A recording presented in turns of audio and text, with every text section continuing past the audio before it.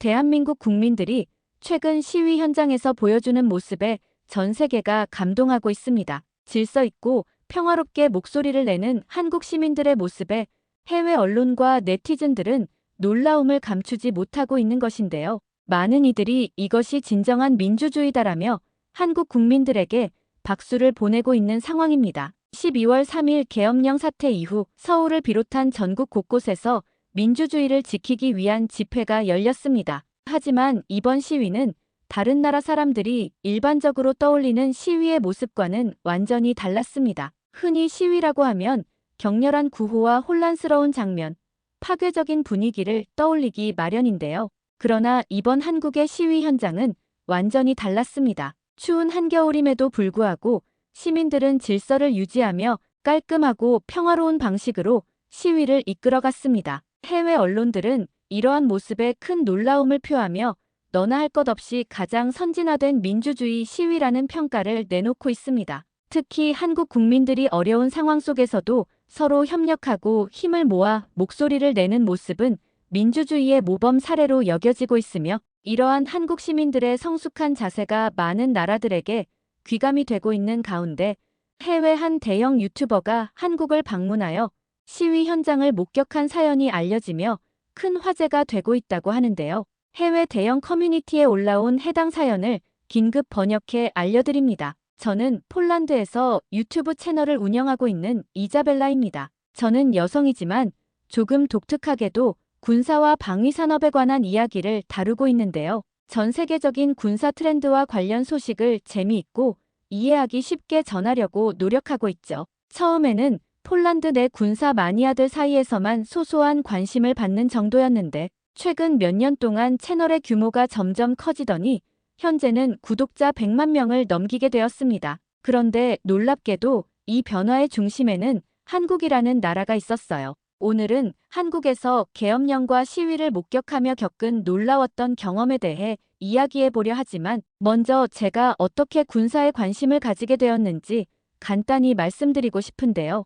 어린 시절로 돌아가 보면 저는 항상 역사를 좋아했고 특히 폴란드의 복잡한 역사와 군사적 사건들에 깊은 흥미를 느꼈습니다. 폴란드는 오랜 세월 동안 외세의 침략과 지배를 겪으면서도 자주 독립을 위해 끊임없이 싸워온 나라였어요. 그래서 그런지 저는 어릴 때부터 우리나라를 지켜주는 힘은 어디서 오는 걸까?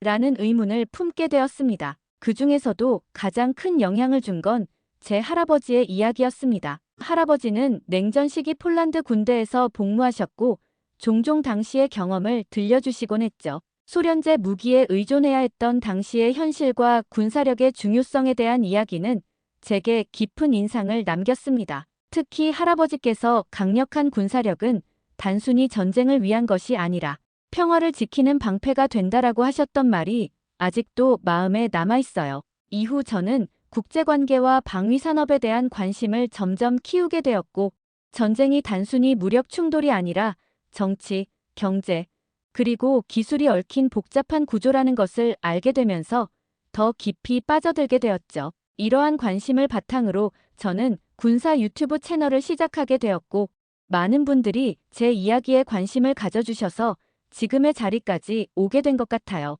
채널을 처음 만들었을 때는 주로 폴란드 군사력과 유럽 방위산업에 관한 이야기를 다뤘습니다. 다만 초기에는 타깃층이 제한적이다 보니 조회수가 높지 않았던 것이 사실이에요. 그럼에도 꾸준히 콘텐츠를 제작하며 채널을 키워가던 중 예상치 못한 변화가 찾아왔습니다. 바로 폴란드와 한국 간의 방위산업 계약 체결 소식이 전 세계적으로 주목받으면서 제 채널 역시 큰 반응을 얻게 된 것이죠. 폴란드는 최근 몇 년 동안 방위력을 강화하기 위해 굉장히 많은 노력을 기울여 왔는데 특히 최근 한국과의 대규모 방산 계약은 폴란드 내에서도 큰 주목을 받았습니다. K2 전차, K9 자주포, FA-50 전투기 같은 한국산 무기 체계가 폴란드군에 도입된다는 소식이 전해지면서 저도 자연스럽게 한국이라는 나라에 관심을 갖게 되었죠. 그리고 단순히 무기 계약이라는 차원을 넘어 한국이 짧은 시간 안에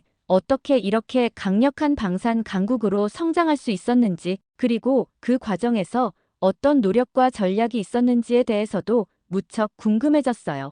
한국 방위산업에 관한 콘텐츠를 제작하기 시작하자 반응은 정말 놀라웠습니다. 많은 폴란드 구독자들이 최근 한국 무기 체계는 왜 이렇게 인기가 많나요?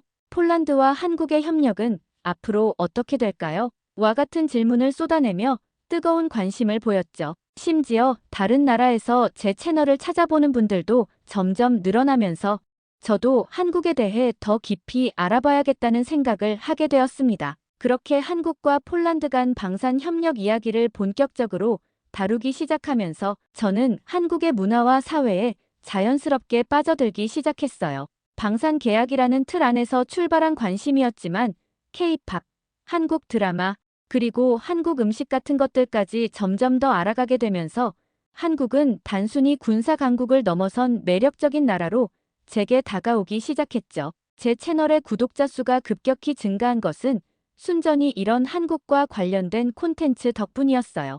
폴란드 내에서 한국 관련 뉴스가 뜨거운 화제가 될 때마다 제 채널도 덩달아 주목을 받았죠. 예를 들어 K2 전차가 폴란드에 처음 도착했을 때 찍은 리뷰 영상은 제 채널에서 가장 높은 조회수를 기록하며 화제가 되기도 했습니다. 어떻게 보면 한국은 제게 은인 같은 존재라고 할 수 있는 거죠. 제 채널이 이만큼 성장할 수 있었던 데는 한국의 방위산업이 전 세계적으로 주목받았던 덕이 컸으니까요. 하지만 이 모든 과정이 마냥 쉬웠던 건 아니에요. 군사 콘텐츠라는 특성상 정확한 정보를 전달하기 위해 끝없는 자료 조사가 필요했고 새로운 소식을 놓치지 않으려고 늘 바쁘게 움직여야 했습니다. 그래도 한국 방위산업 이야기를 다룰 때마다 많은 사람들이 관심을 가져주고 응원해주는 모습을 보면 큰 보람을 느꼈어요. 앞으로도 한국과 폴란드 간의 협력이 어떤 식으로 이어질지, 그리고 그 과정에서 한국에 관해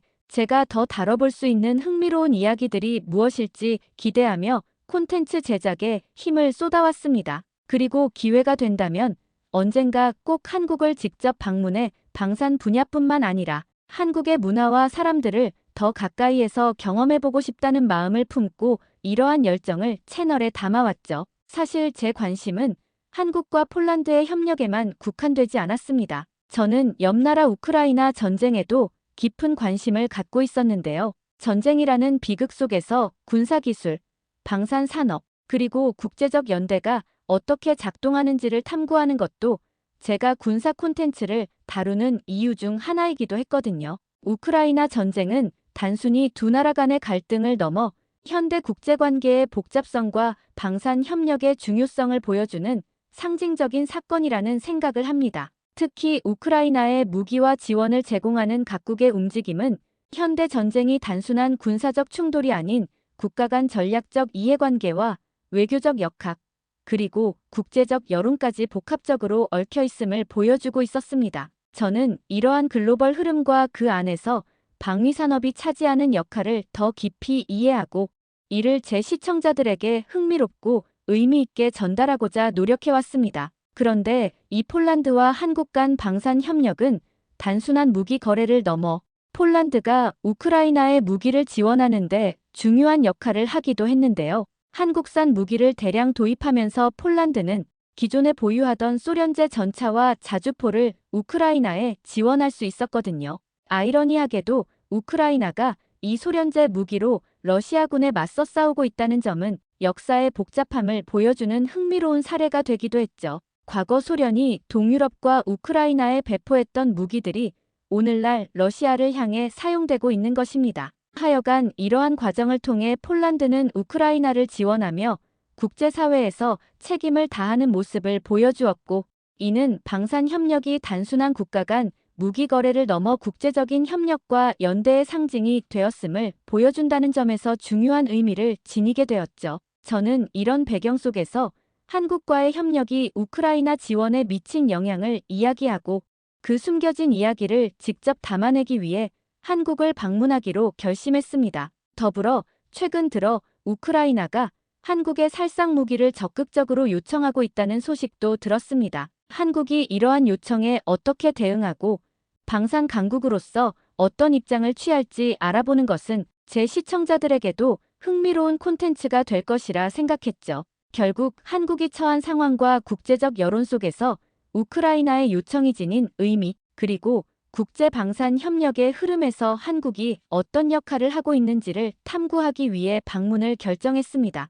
물론 이때까지만 해도 한국에서 제가 맞닥뜨릴 일들을 상상조차 하지 못했죠. 하여간 이 여정은 한국과 우크라이나, 그리고 국제사회 속에서 방산 협력이 어떻게 작동하는지를 살펴보고 그 속에서 발견할 수 있는 흥미로운 연결고리들을 찾아가는데 큰 의미를 두고 있었습니다. 그렇게 저는 저의 유튜브 채널을 함께 운영하며 도움을 주고 있는 친구 카롤리나와 함께 한국으로 떠나는 비행기에 올랐습니다. 폴란드와 한국의 방산 협력, 그리고 우크라이나 지원의 비하인드 스토리를 콘텐츠로 풀어낼 생각에 우리 둘 다 설레는 마음을 감출 수 없었죠. 열흘간의 여정은 유튜브 채널을 위한 중요한 콘텐츠 제작은 물론 저와 카롤리나 개인에게도 큰 의미를 지닌 특별한 시간이 될 예정이었습니다. 한국에 도착한 첫날부터 모든 것이 눈길을 사로잡았습니다. 공항의 효율적인 시스템과 친절한 안내, 그리고 도심으로 이동하며 마주한 화려한 스카이라인은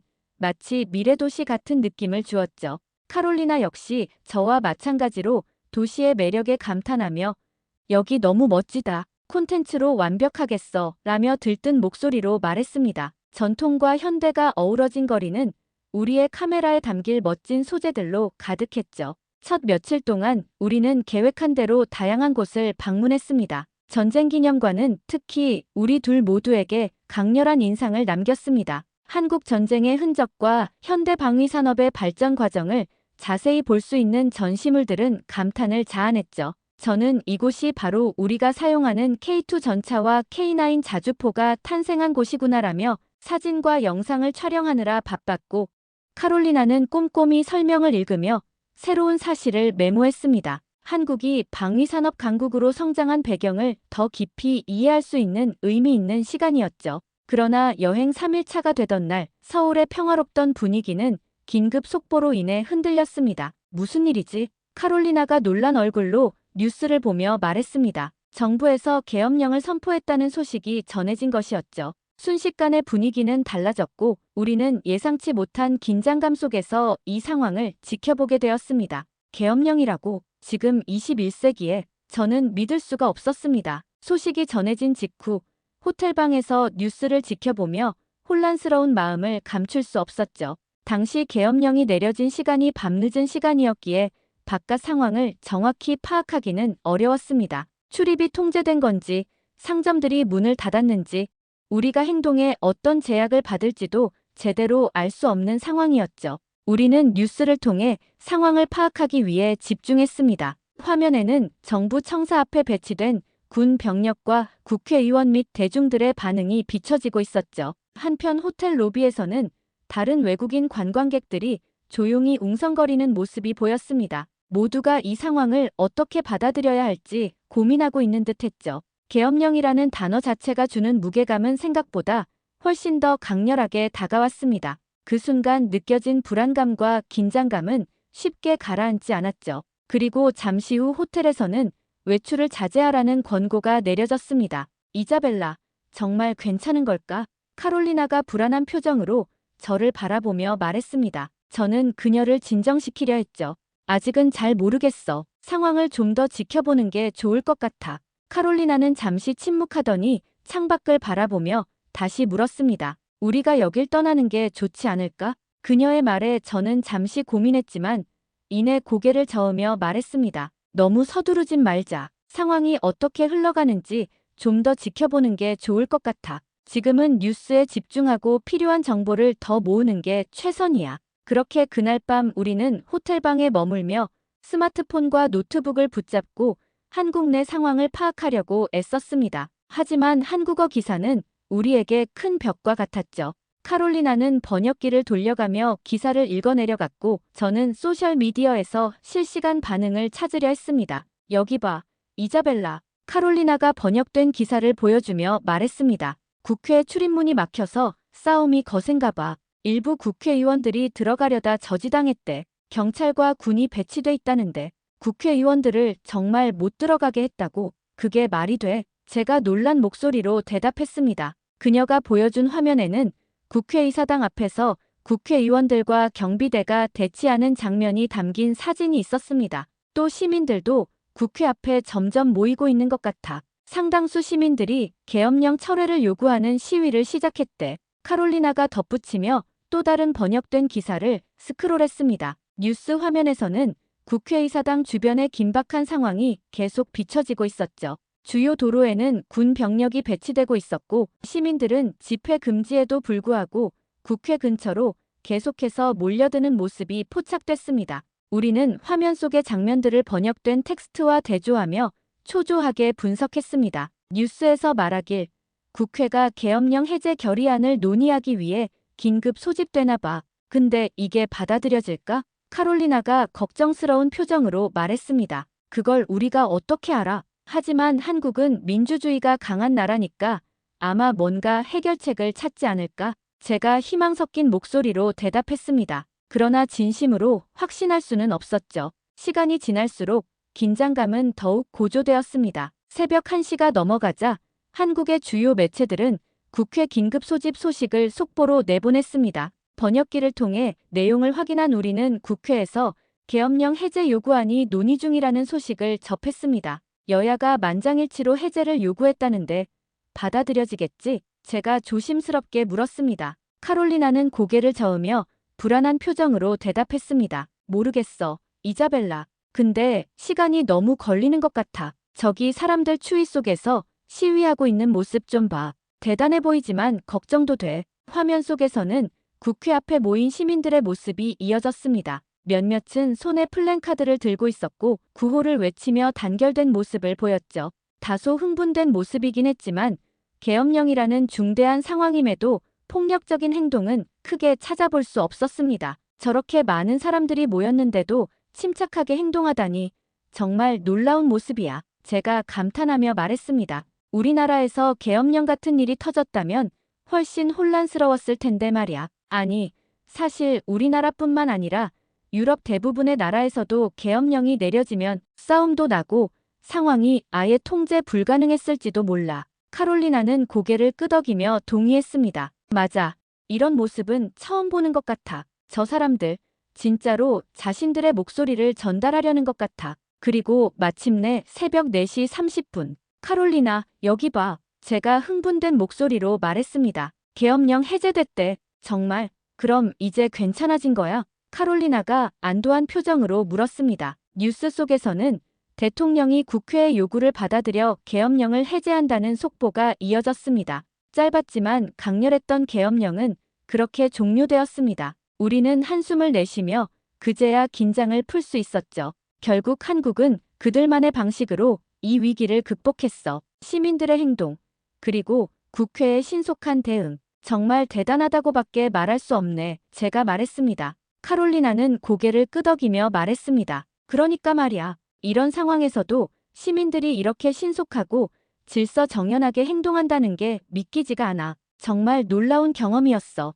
계엄령 선포는 국회의 신속한 대응으로 몇 시간 만에 해제되었지만 그 짧은 시간 동안에도 많은 것을 생각하게 했습니다. 또한 평소와 크게 다르지 않은 서울의 거리와 시민들의 침착함은 오히려 인상적으로 느껴졌습니다. 계엄령이라는 중대한 사안에도 일상을 유지하려는 한국 사람들의 태도는 무언가 특별한 메시지를 담고 있는 듯했죠. 그렇게 계엄령이 해제된 후 며칠 동안 우리는 계획했던 대로 한국 방위산업의 발전 과정을 취재하며 바쁘게 지냈습니다. 전쟁기념관에서의 촬영물과 자료 정리, 그리고 수소문 끝에 방산 관련 전문가들과의 인터뷰까지 성사시키며 한국이 방위산업 강국으로 성장하기까지의 배경을 차근차근 이해할 수 있었죠. 방산 관계자와의 인터뷰 중 그는 국회의사당 앞에서 벌어지고 있는 시위에 대해서도 이야기를 꺼내더군요. 한국 사람들은 이런 시위를 할 때 정말 강렬한 메시지를 보냅니다.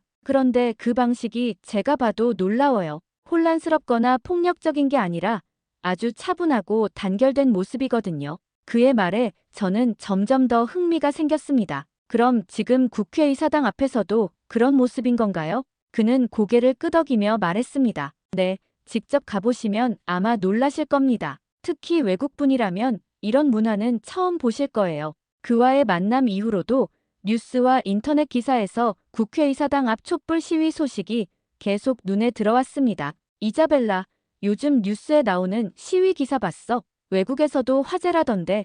카롤리나가 말했습니다. 응, 나도 봤어. 저렇게 많은 사람들이 모였는데도 폭력 하나 없이 촛불만 들고 있는 게 정말 신기하더라. 분위기가 완전 다르더라고. 제가 대답했습니다. 그날 밤 결국 우리는 시위 현장을 직접 보기 위해 국회의사당 근처를 방문하기로 했습니다. 우리는 국회의사당 근처를 방문하기 위해 지하철을 타기로 했죠. 저녁이 되면서 시위 참가자들이 모인다는 소식이 돌았는지 지하철역은 이미 사람들로 가득 차 있었습니다. 우와, 이렇게 사람들이 많은데도 다들 줄을 지키고 있어. 카롤리나가 감탄하며 주위를 둘러보았습니다. 플랫폼은 정말 발 디딜 틈 없이 붐볐지만 한국 사람들은 모두 질서정연하게 줄을 서서 열차를 기다리고 있었습니다. 심지어 누군가 뒤에서 밀거나 불평하는 소리조차도 없었어요. 사람들은 모두가 서로를 배려하며 조용히 서서 차례를 기다리고 있었죠.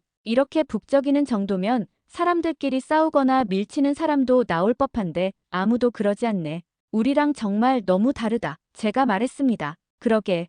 이렇게 붐비는 지하철은 처음 타보는데 전혀 혼란스럽지 않아. 너무 신기하다. 카롤리나도 놀란 표정으로 대답했습니다. 사람들은 저마다 피곤한 얼굴이었지만 아무도 짜증을 내지 않았고 목적지를 향하는 눈빛은 결연해 보였습니다. 지하철역에서 내리자 우리는 다시 한번 그 많은 인파에 놀랐습니다. 길을 따라 국회의사당 쪽으로 이동하는 사람들의 물결이 이어졌고 응원봉의 빛이 어두운 거리를 가득 채웠죠. 사람들이 점점 많아졌지만 여전히 혼란스럽지는 않았습니다. 그렇게 길을 걷던 도중에 작은 김밥집 앞을 지나치는데 유난히 분주한 가게 안이 눈에 들어왔습니다. 안에서는 사람들이 바삐 김밥을 먹고 있었어요. 그런데 가게 안에서 김밥을 먹고 있던 한 시민이 우리를 보더니 호기심 가득한 눈빛으로 다가왔습니다. 그리고 영어로 말을 걸더군요. 안녕하세요.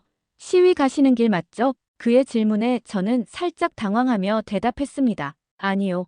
그냥 구경하러 왔어요. 그러자 그녀는 환하게 웃으며 고개를 끄덕였습니다. 이런 곳에서 외국인을 보는 일이 흔치 않아서 신기하네요. 그분은 놀란 듯 우리를 한번 쳐다보더니 웃으며 말했습니다. 그래도 여기까지 오셨으면 드셔보셔야죠. 어떤 분이 선결제로 김밥 500줄을 결제하고 갔어요. 집회 참가자들한테 나눠주라고요. 그 말에 우리는 놀라면서 김밥 2줄을 건네받았습니다. 정말요? 그렇게 많은 김밥을요? 카롤리나가 믿기지 않는다는 표정으로 물었습니다. 네, 한국에서는 이런 일이 종종 있어요. 어려운 상황일수록 서로 돕는 게 자연스럽거든요. 그녀는 웃으며 대답했습니다. 그 말을 듣고 우리는 또 한 번 감동할 수밖에 없었죠. 사람들이 단순히 목소리를 내는 데서 그치지 않고 서로를 돕는 모습까지 보여준다는 것이 정말 놀라웠어요. 그녀의 다정한 행동과 말은 단순히 김밥을 나누는 것 이상의 의미를 담고 있었습니다.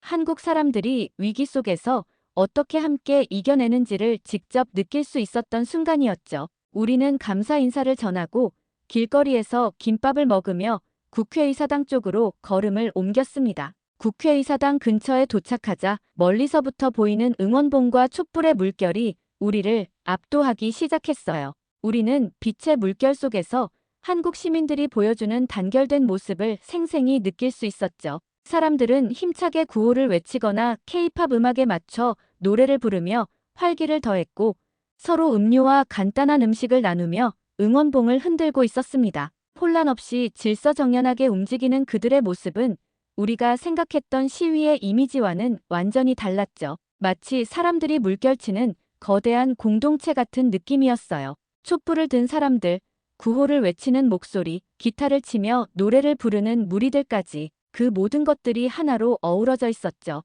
이곳은 혼란이 아닌 단결과 평화의 공간이었습니다. 이자벨라, 정말 놀랍지 않아? 이렇게 많은 사람들이 모였는데도 모두 차분하게 질서를 지키고 있다니. 카롤리나가 감탄하며 말했습니다. 정말 그래. 한국 사람들 참 특별한 것 같아. 이런 장면은 평생 잊을 수 없을 거야. 저도 고개를 끄덕이며 대답했습니다. 그러자 카롤리나는 잠시 생각에 잠긴 듯 하더니 결심한 듯 입을 열었습니다. 이걸 콘텐츠로 담아야 할 것 같아. 단순히 계엄령의 선포와 해제라는 사건을 넘어 이 상황에서 보여준 한국 사회의 모습은 우리가 다루는 이야기와도 정말 깊은 관련이 있어. 방산 강국으로 성장한 한국이 이런 정치적 상황에서도 어떻게 대처하는지를 보여줄 기회야. 그렇게 그날 우리는 국회의사당에서 그들의 이야기를 담았습니다. 한국 사람들이 보여준 단결과 질서는 단순히 감탄으로 끝나는 것이 아니라 꼭 세상에 알려야 할 이야기로 다가왔습니다. 우리는 그 장면을 카메라에 담으며 이 특별한 순간을 기록하기 위해 더 깊이 몰입했습니다. 그날 밤의 경험은 단순한 취재를 넘어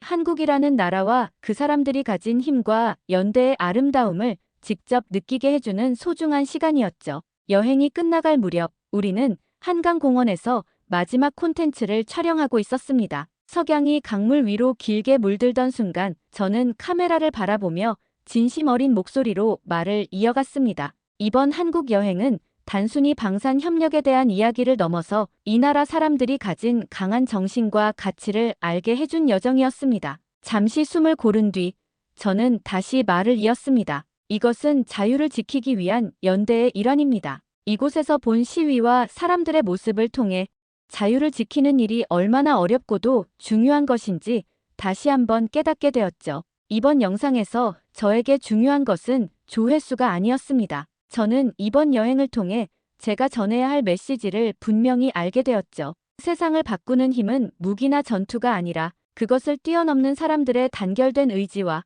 소중한 가치를 지키려는 사람들의 행동에서 비롯된다는 것을 이곳에서 배웠습니다. 우리의 목소리는 고요한 한강 위로 잔잔히 퍼져나갔습니다. 카메라를 끄자 카롤리나가 옆에서 고개를 끄덕이며 말을 건넸습니다. 이자벨라, 이번 여행은 정말 특별했던 것 같아. 단순한 촬영으로 끝난 게 아니라 많은 걸 느끼게 해줬어. 한국 사람들은 정말 강한 정신을 가지고 있더라. 저는 강물 너머로 지는 해를 바라보며 미소를 지었습니다. 맞아. 여기서 본 모습들은 내가 앞으로 무언가를 기록하거나 이야기할 때 꼭 기억하고 전해야 할 것 같아. 저는 잠시 말을 멈췄다가 결연한 목소리로 덧붙였습니다. 우리 채널이 단순히 정보만 제공하는 곳이 아니라 이런 중요한 가치를 알리는 데 도움이 된다면 정말 좋겠어. 카롤리나는 고개를 끄덕이며 말했습니다. 이번 영상이 그 시작이 될 거야. 여기서 느낀 걸 제대로 전할 수 있다면 우리가 하는 일이 더 큰 의미를 가지게 될 거라고 믿어. 그날 밤 호텔로 돌아온 우리는 촬영한 영상들을 정리하며 마지막으로 기록을 남겼습니다. 이곳에서 배운 것은 단순히 한국의 방산 기술이 아니었습니다. 그것은 그 기술의 바탕이 되는 국민들의 가치와 행동이었습니다. 그들은 자신들의 목소리를 내기 위해 모였고 그 과정에서 단 한순간도 혼란이나 폭력을 허용하지 않았습니다. 이 단결과 용기는 우리 모두가 배워야 할 교훈입니다. 며칠 후 비행기에 몸을 싣고 한국을 떠나며 우리는 서로에게 약속했습니다. 이 이야기를 제대로 전하자. 여기서 느낀 모든 것들을 세상과 나눌 수 있도록. 비행기는 구름 위로 떠오르며 한국의 땅을 천천히 벗어나고 있었습니다. 한국의 풍경이 서서히 멀어졌지만 그곳에서 느낀 따뜻함과 강한 울림은 오래도록 우리 마음에 남아 있었습니다. 우크라이나가 러시아 본토에까지 미사일 타격을 감행하며 전황이 더욱 격화되는 가운데 러시아 역시 즉각적인 보복 공격으로 맞서며 양국 간 긴장이 최고조로 치닫고 있는 상태. 하지만 이런 격화된 전황과는 반대로 우크라이나 내부에서는 전쟁에 대한 여론이 급변하고 있다고 하는데요. 심지어 영토 일부를 내주더라도 전쟁을 끝내야 한다는 목소리가 힘을 얻고 있다고 합니다. 전쟁 초기 그들의 모습과는 너무도 대조되는 분위기가 아닐 수 없는데요. 하지만 이러한 여론과는 반대로 젤렌스키 정부는 여전히 한국과 같은 국가들의 살상 무기 지원을 요청하며 전쟁의 지속을 강하게 밀어붙이고 있습니다. 국민들은 점점 희생에 지쳐가고 내부 갈등은 더욱 깊어지고 있는 상황. 과연 우크라이나는 앞으로 어떤 길을 택하고 그 선택으로 어떤 대가를 치르게 될까요? 오늘은 우크라이나뿐만 아니라 한국과 북한이 얽힌 복잡한 국제 정세 속에서 우크라이나에서 긴급히 들어온 흥미진진한 사연을 빠르게 번역해 알려드립니다. 저는 우크라이나 출신 사회운동가 알리나입니다. 그날도 저는 제 방의 작은 책상 위에 쌓인 서류를 바라보았습니다. 책상에는 회의록, 국제기구의 보고서, 그리고 지난밤 모임에서 논의된 내용을 정리한 노트가 있었죠. 저는 깊은 한숨을 내쉬며 손에 쥔 펜을 내려놓았어요. 전쟁을 끝내고 싶어하는 제 노력은 여전히 주변에서 쉽게 공감을 얻지 못했습니다. 제가 주최하는 반전 집회는 늘 위험을 동반하곤 했어요. 정부의 감시와 이웃들의 차가운 시선이 항상 저를 따라다니곤 했죠. 하지만 저는 멈출 수 없었습니다. 누군가는 이 희생의 대가를 물어야 해. 그저 침묵한다면 우리는 영원히 이 전쟁에 갇혀버릴 거야. 저는 저 자신에게 다짐하듯 중얼거렸습니다. 며칠 전 저는 빅토르라는 기자를 만났습니다. 그는 우크라이나와 국제사회와의 관계를 다루는 기사를 주로 쓰는 기자였죠. 약속을 잡고 카페에 나가니 그는 카페 한 구석에서 노트를 펼쳐들고 앉아 저를 기다리고 있더군요. 그는 한국과 일본의 대응에 대한 주제를 꺼내며 저에게 질문을 던졌습니다. 한국은 직접적으로 무기를 보내지 않으면서 주로 인도적 지원을 강조하고 있죠. 물론 155mm 포탄을 우회 지원하긴 하지만요. 그런데 일본은 미국을 통해 패트리엇 미사일 같은 살상 무기를 우회적으로 지원하고 있습니다. 당신은 이 두 나라의 접근 방식을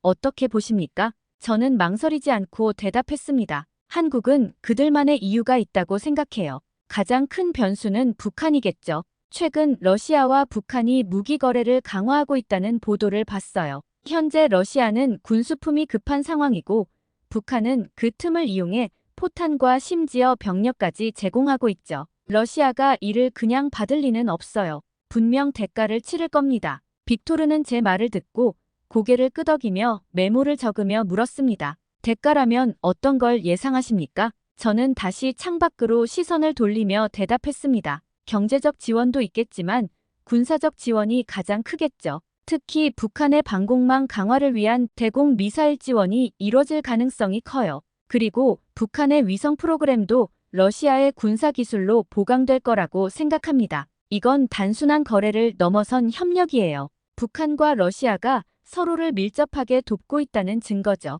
빅토르는 안경테를 살짝 고쳤으며 물었습니다. 그렇다면 한국은 이 상황에서 어떻게 대응해야 한다고 보십니까? 저는 그의 눈을 마주치며 단호히 말했습니다. 한국은 이런 상황에서 자신들의 안보를 최우선시해야겠죠. 북한이 러시아로부터 기술적 이득을 얻고 군사적 역량을 키우게 된다면 그 위협은 고스란히 한국에게 돌아올 테니까요. 우크라이나를 돕는 문제도 중요하지만 그들은 자신들의 안보를 고려하지 않을 수 없는 상황일 겁니다. 빅토르는 메모를 멈추고 저를 바라보며 말했습니다. 그런 논리는 이해가 가네요. 하지만 일본은 헌법 제9조라는 제약 속에서도 패트리엇 미사일을 미국에 수출하며 우크라이나로 가는 길을 열었습니다. 우크라이나 입장에서 보면 한국의 태도가 답답하게 느껴질 수도 있지 않을까요? 그리고 일본이 우크라이나를 돕는데 더 적극적이라고 볼 여지도 있지 않나요? 저는 고개를 끄덕이며 대답했습니다.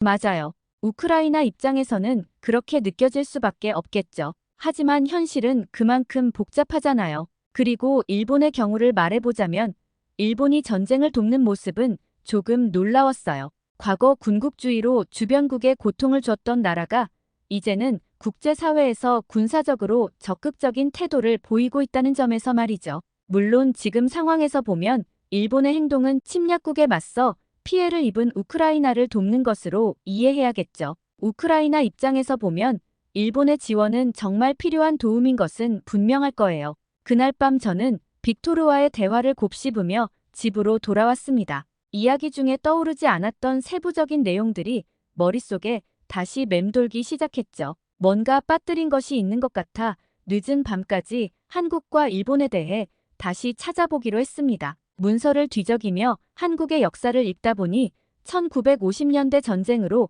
폐허가 되었던 한국이 떠올랐습니다. 그들은 분단이라는 고통스러운 환경에 처했지만 이후에는 경제적 번영과 안정을 이뤘죠. 한국이 1950년대 6.25 전란으로 초토화된 뒤에도 재건에 성공한 이야기를 다시금 읽으며 저는 놀라움을 금치 못했는데요. 그들의 역사를 떠올릴수록 전쟁의 고통을 딛고 일어섰다는 사실이 더욱 인상 깊게 다가왔죠. 저는 한참 동안 그 점에 대해 생각했어요. 한국은 전쟁을 멈췄고 비극을 겪었지만 지금은 안정된 나라가 되었어. 우리는 그들에게서 무엇을 배워야 할까? 우리의 현재 고통은 정말로 우리를 더 나은 미래로 이끌고 있는 게 맞을까? 혼잣말처럼 중얼거리며 잠시 펜을 내려놓고 창밖을 바라봤습니다. 전쟁을 끝낸다는 것은 단순한 선택이 아니겠죠. 그것은 모든 것을 걸어야 하는, 어쩌면 우리에게 가장 어려운 결정일지도 모릅니다. 다음 날 저는 빅토르와 나눴던 대화와 집에서 정리한 생각들을 모임에서 공유하기로 했습니다. 이 모임은 전쟁이 터진 이후 전쟁과 평화에 대해 이야기를 나누는 자리였죠. 저처럼 사회운동에 몸담은 사람들뿐만 아니라 다양한 직업과 배경을 가진 사람들이 정기적으로 모여 서로의 의견을 나누는 곳이었습니다. 저는 키이우의 침울한 골목을 지나며 가방 속 전단지를 단단히 움켜쥐었습니다. 전단지에는 우리를 위한 평화라는 글씨가 큼지막하게 인쇄되어 있었죠. 이 문구는 저에게 점점 더 의미심장하게 다가왔습니다. 평화란 정말 우리 모두를 위한 게 맞겠지? 혹시 내가 가는 이 길이 잘못된 방향은 아니겠지? 이 질문은 제 마음을 무겁게 했지만 동시에 저를 앞으로 나아가게 만들었습니다. 답을 찾기 위해, 그리고 평화를 현실로 만들기 위해 저는 걸음을 재촉했습니다. 가는 길에 오늘은 평소보다 더 많은 사람들이 모일 거란 소식이 떠올랐죠. 그만큼 더 많은 이야기가 오가고 그 어느 때보다 중요한 대화가 오갈 것 같았어요. 그런데 모임 장소로 가는 길 비자 발급 사무소 앞에서 한 남자가 초조한 얼굴로 서성이며 주변을 두리번거리는 모습이 눈에 들어왔습니다. 그는 걱정스러운 표정으로 연신 휴대전화를 확인하며 주위를 살피고 있었죠. 또 길 건너편에는 낡은 여행 가방을 든 남자가 허둥지둥 걷고 있었는데 이따금 뒤를 돌아보는 모습이 어딘가 굉장히 불안해 보였어요. 그들의 행동을 보고 있자니 징집을 피하려는 사람들이 아닐까 하는 생각이 스쳤죠. 아니, 제 눈에는 거의 확실해 보였습니다. 저는 사람들이 전쟁 초기에 느꼈던 열정과 희망이 이제는 공허함과 피로로 바뀌었음을 깨달았어요. 젤렌스키의 강경한 선택은 과연 무엇을 남겼는가? 저는 묻지 않을 수 없었죠. 모임 장소인 카페의 지하실에 도착하니 이미 여러 명의 사람들이 모여 있었습니다. 사람들은 서로 가볍게 인사를 나누며 애써 웃어 보였지만 방 안에는 무겁고 차가운 긴장감이 감돌고 있었어요. 저는 자리 앞에 서서 조용히 사람들을 둘러보았습니다. 각자의 얼굴에는 저마다의 사연이 고스란히 묻어나 있더군요. 한쪽 구석에는 아들을 잃은 어머니가, 다른 한쪽에는 징집을 피해 숨어 지내는 젊은이가 앉아 있었습니다. 그들의 침묵 속에서 말로 다 전할 수 없는 깊고 답답한 분위기가 방 안을 가득 채우고 있었죠. 저는 그 속에서 잠시 숨을 고르며 조심스럽게 입을 열었습니다. 우리는 지금 나라 곳곳에서 피를 흘리며 끝없는 싸움을 이어가고 있어요. 크림과 돈바스에서 시작된 갈등이 이제는 모든 것을 집어삼키고 있죠. 하지만 이 모든 희생이 우리가 정말 원하는 미래를 가져다 줄까요? 한국은 전쟁을 통해 분단의 길을 걸었지만 그 비극 속에서도 지금과 같은 경제적 번영과 안정을 이루었습니다. 물론 분단이라는 아픔이 따랐기 때문에 그 선택이 무조건 옳았다고 단정할 수는 없겠죠. 하지만 우리가 지금 어떤 대가를 치르고 있는지, 그리고 그 대가가 우리에게 어떤 미래를 가져다 줄지 다시 한번 생각해 봐야 합니다. 방 안은 여전히 고요했지만 모두의 시선이 저에게 집중되고 있었습니다. 저는 마지막으로 힘을 주어 말했습니다. 그리고 우리가 그들의 경험을 통해 무엇을 배울 수 있을까요? 그런데 그 순간 한 참석자가 조심스럽게 손을 들며 물었습니다. 그렇다면 우리가 러시아와 협상하라는 말씀이신가요? 지금의 싸움을 멈추고 다른 길을 찾으라는 뜻입니까? 저는 고개를 저으며 차분히 답했습니다. 아니요. 저는 단지 우리가 지금의 고통을 더 깊이 이해하고 그것이 정말 필요한 희생인지 물어야 한다고 말하고 싶습니다. 단순히 멈추거나 계속하는 문제를 떠나 이 길이 우리가 진정으로 원하는 미래로 이어질 수 있는 길인지 묻고 싶다는 거예요. 즉, 우리가 무조건 싸우는 게 정말로 옳은지, 우리가 이 모든 희생을 감당할 이유가 있는지 말입니다. 그 순간 또 한 남자가 손을 들고 물었습니다. 그의 이름은 올레그로, 그는 돈바스 지역 출신이었습니다. 그럼 우리가 돈바스 지역을 포기하자는 겁니까? 그곳에서 살던 사람들은 우리 국민들입니다. 그러자 옆자리에 앉아있던 여성이 곧바로 대꾸했어요. 아니요. 그들은 다른 선택을 원했을 수도 있습니다. 그녀는 잠시 주변을 살피며 조심스럽게 말을 이어갔습니다. 크림 병합 후 제 가족 중 일부도 러시아로 떠났어요. 그곳에서 사는 사람들 중 상당수는 실제로 러시아와 가까워지는 것을 원했을지 몰라요. 하지만 이런 이야기를 꺼내는 건 너무 복잡하고 민감한 문제라는 걸 잘 알아요. 그 여성이 말을 끝내기도 전에 올레기 분노를 억누르지 못한 듯 목소리를 높였습니다. 그 선택이 정말로 그들의 자유로운 의지였겠습니까? 우리는 모두 같은 국민이었는데 어떻게 그들이 우리와 등을 돌리길 원했겠습니까? 저는 가끔 생각합니다. 그들이 그런 결정을 내릴 수밖에 없었던 이유가 있던 건 아닐까요? 우리와 등을 돌린 게 아니라 어쩌면 다른 선택의 여지가 없었던 건 아닐까 하고요. 저는 그들이 진심으로 우리와 등을 돌리고 싶어 했다고는 믿지 않습니다. 방 안의 분위기는 점점 뜨거워졌습니다. 저는 손을 들어 사람들을 진정시키려 했어요. 우리는 서로를 비난하려고 여기에 모인 것이 아닙니다. 이 전쟁이 더 많은 희생을 낳는 이유, 그리고 그 희생이 과연 의미가 있는 것일지를 물으려는 겁니다. 잠시 정막이 흘렀고 방 안의 긴장감은 조금씩 가라앉는 듯 했습니다. 여전히 고요한 분위기 속에서도 사람들의 표정에는 저마다의 생각이 엿보이더군요. 어떤 이들은 고개를 끄덕였고 또 어떤 이들은 저를 주의 깊게 지켜보며 말을 꺼내려는 기색을 보였죠. 그날 모임이 끝난 뒤 집으로 돌아온 저는 밤늦도록 자리에 앉아 생각에 잠겼습니다. 책상에 앉아있던 저는 문득 한국에 관한 뉴스를 떠올렸습니다. 한국은 전쟁 초기부터 우크라이나를 돕기 위해 의료 물품과 구호품을 보내왔고 최근에는 구급차와 지뢰제거 장비까지 전달되었다는 소식도 들려왔지만 여전히 우크라이나 정부는 한국이 살상 무기를 제공하지 않는 것에 대해 불만을 표하고 있었죠.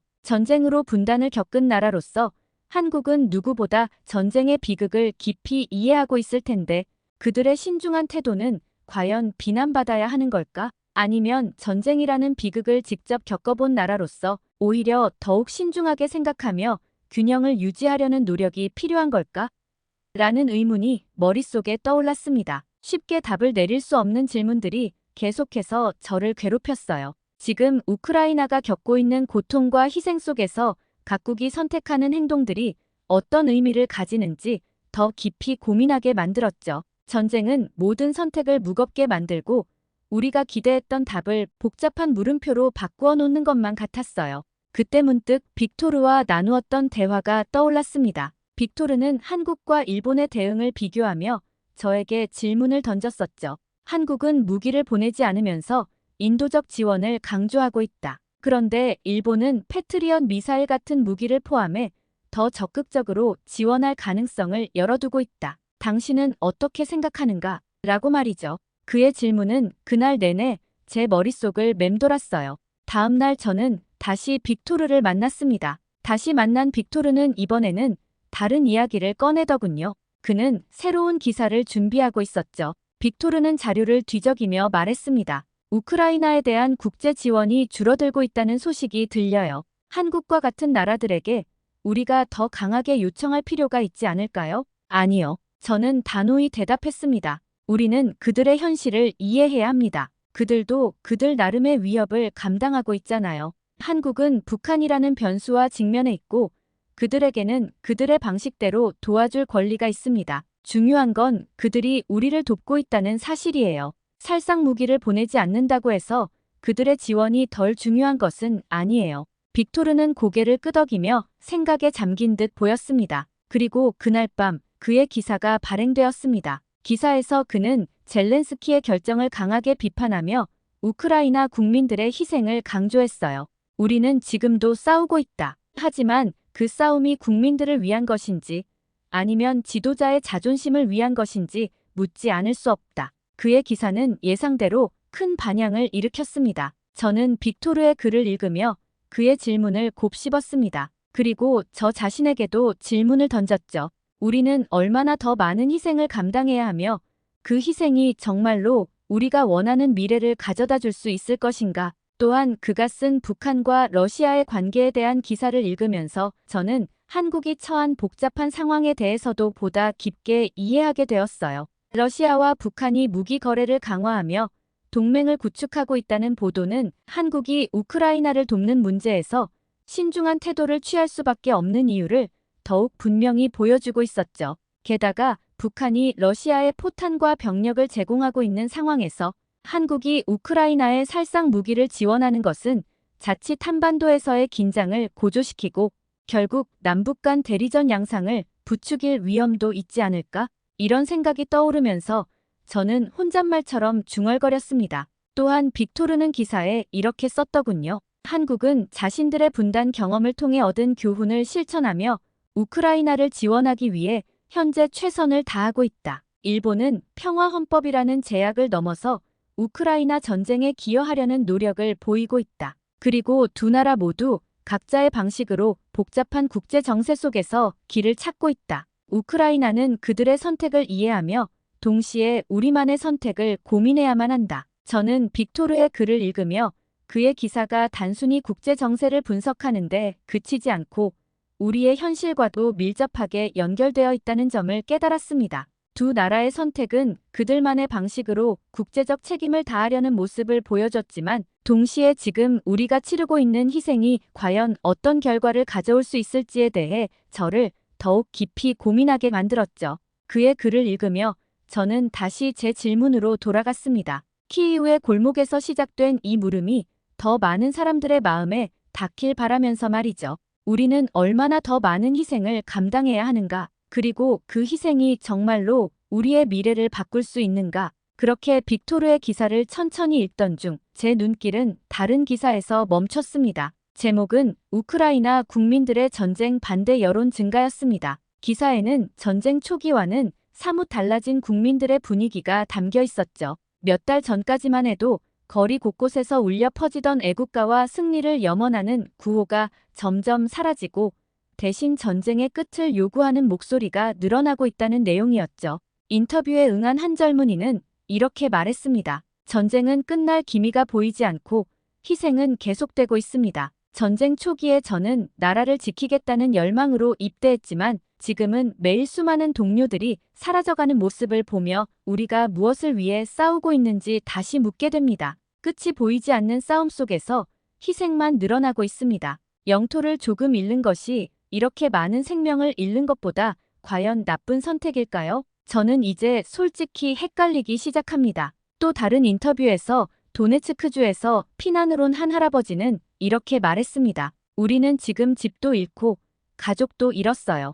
처음에는 이 전쟁이 우리에게 자유를 가져다 줄 것이라 믿었지만 지금은 그냥 아이들이 안전한 곳에서 살 수 있기만을 바랄 뿐입니다. 크림반도나 돈바스가 정말 그렇게 중요하다면 그것 때문에 아이들을 잃는 건 과연 정당한 대가일까요? 우리 아이들을 잃으면서까지 지켜야 할 가치가 있는 건지 저는 잘 모르겠습니다. 이와 같은 목소리는 점점 더 많아지고 있었습니다. 실제로 우크라이나 국민들 사이에서는 전쟁을 조속히 끝내기 위해 영토를 일부 양보하더라도 러시아와 협상해야 한다는 의견이 점차 힘을 얻고 있었습니다. 최근 실시된 여론조사 결과는 이러한 변화를 분명히 보여주고 있었죠. 국민의 과반수가 영토 양보를 포함한 협상을 통해 평화를 이루어야 한다고 답한 것입니다. 이는 전쟁 초기와는 완전히 다른 분위기였죠. 전쟁 초반에는 승리할 때까지 전쟁을 계속해야 한다는 응답이 92%에 달했지만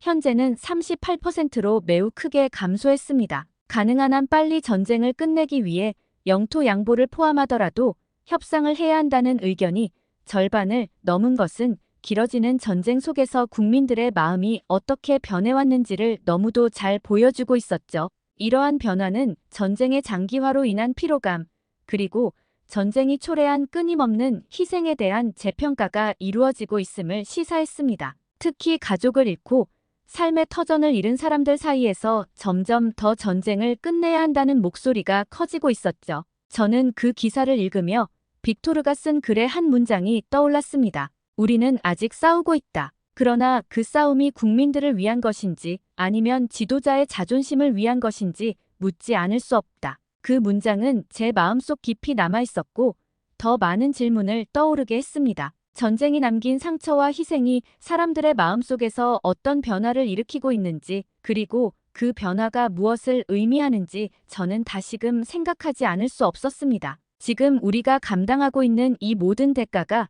정말로 우리가 원하는 미래를 가져다 줄 것인지 아니면 그저 끝없는 고통만을 남기고 마는 건 아닌지 그 질문이 제 마음을 떠나지 않았죠. 우크라이나가 지금 치르는 대가와 그 희생이 과연 우리의 삶을 나아지게 할 수 있을까? 국민들의 목소리가 점차 바뀌어가는 이 시점에서 우리는 정말로 무엇을 지키고 있는지 그리고 그것이 얼마나 가치 있는 것인지 다시 한번 묻지 않을 수 없었습니다. 그날 밤 저는 책상에 앉아 창밖을 바라보며 생각에 잠겼습니다. 어둠 속에서 희미하게 비치는 도시의 불빛은 마치 우리가 잃어버린 것들과 여전히 붙잡고 있는 것들을 상징하는 듯 했습니다. 우리는 정말 무엇을 지키기 위해 싸우고 있는 걸까? 전쟁은 우리에게 자유를 가져다 줄 것이라 믿었지만 지금은 그 자유조차 무겁게 느껴졌습니다. 국민들이 흘린 피와 눈물, 희생된 생명들 위에 서 있는 이 길이 과연 우리가 꿈꿨던 미래로 이어질 수 있을까요? 평화란 단순히 전쟁이 멈추는 것으로만 이루어지지는 않을 것입니다. 그 안에는 용서와 타협, 그리고 새로운 시작을 위한 결단이 필요할 테죠. 그러나 지금 우리는 얼마나 더 많은 고통과 희생을 견뎌야 그 길을 볼 수 있을지 알 수 없습니다. 제 질문은 아직 답을 찾지 못한 채 머릿속을 떠나지 않았습니다. 하지만 이 물음이 이 도시의 골목골목을 넘어 더 많은 사람들에게 닿기를 바랐습니다. 어쩌면 누군가는 이 질문 속에서 우리의 미래를 다시 그릴 열쇠를 찾을지도 모른다는 작은 희망을 품으면서요. 저는 조용히 펜을 내려놓고 깊은 한숨을 내쉬었습니다. 어쩌면 전쟁을 끝낸다는 결론은 이미 우리 마음속에 있었는지도 모르겠습니다. 오늘 사연은 여기까지입니다. 오늘은 폴란드인 이자벨라 씨, 그리고 우크라이나인 알리나 씨 사연 들어보았는데요. 오늘 사연 어떠셨나요? 사연을 재밌게 들으셨다면 구독과 알림 설정 눌러주시면 감사드리겠습니다. 여러분들의 소중한 클릭 한 번은 영상 제작에 큰 힘이 됩니다. 끝까지 시청해주셔서 감사합니다.